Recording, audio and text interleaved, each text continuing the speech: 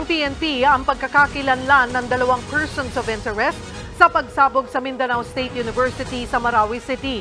Hinahanap na rin ang dalawa pa nilang kasabwat na nagsilbi raw bilang lookout. Live mula sa Marawi City, nasa frontline ng balitang yan, si Jenny Dongon. Jenny, anong update dyan? Cheryl, andito nga ako ngayon sa labas mismo ng gym at ilang metro lang mula dito nangyari yung pagsabog noong linggo. Na-cordon ito ngayon, kaya naman kanina dito sa labas ng gym nag-alay ng mga bulaklak at kandila ang mga estudyante. At sa ngayon nga, bantay sarado ng mga pulis at sundalo ang bawat gusali dito sa loob ng MSU.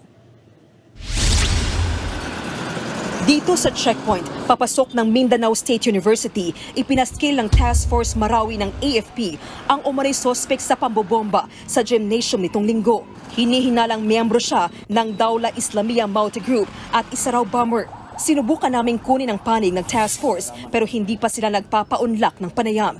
Hindi na muna namin papangalanan at ipakikita ang litrato ng itinuturong suspect. Ayon kasi sa PNP, patuloy pa nilang bine-verify ang pagkakakilanlan nito. Ang sigurado sa ngayon, dalawa ang persons of interest base sa testimonya ng ilang testigo. Bukod sa kanila, dalawang kahina-hinalang lalaki raw ang nakita sa labas ng gymnasium na posibleng nagsilbing mga lookout. I hope you understand na hindi muna po natin po pwedeng i-reveal ito.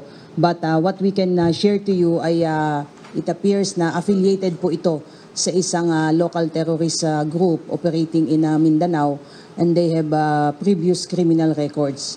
Kaya po nakakuha po tayo ng identification nila. Kanina, dumating ang mga tauhan ng NBI Counter-Terrorism Division mula sa Manila para tumulong na rin sa investigasyon. Prinoseso nila ang crime scene at naghanap pa ng mga ebidensya. Bunsod ng tensyon, maraming estudyanteng nakadorm sa Mindanao State University ang piniling umuwi sa kanilang bayan. Natakot po talaga ako kasi aside from it is still unknown po kung ano po yung reason behind that bombing po sa gymnasium. Hindi po namin alam whether magstay na lang po kami sa bahay. Natatakot po kami whether if ever na may maulit po yon sa amin. We are from away sa hometown talaga namin, which is hindi madaling hanapin yung tatakbuhan namin, hindi madaling hanapin kung saan kami dapat pumunta. Kaya much better po yata na uuwi kami sa sarili naming mga bahay. Ayon sa pamunuan ng MSU, 700 mga estudyante ang mas piniling umuwi. Sa ngayon, suspendido ang klase roon. Sumasailalim din muna sa psychosocial intervention ang mga estudyante at mga guro. Pakiusap ng MSU sa kanilang mga estudyante, kumalma dahil bantay sarado ng mga pulis at sundalo ang loob at labas ng universidad.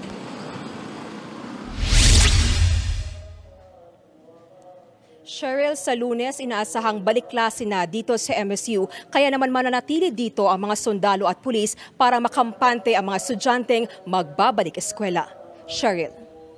Maraming salamat at mag-iingat kayo dyan, Jenny Dongon. Mga kapatid, Julius Babaw po. Huwag maging huli at maging una sa lahat ng balitaan. Para sa tuloy-tuloy na talakayan sa Frontline, mag-follow at mag-subscribe sa social media pages ng News 5.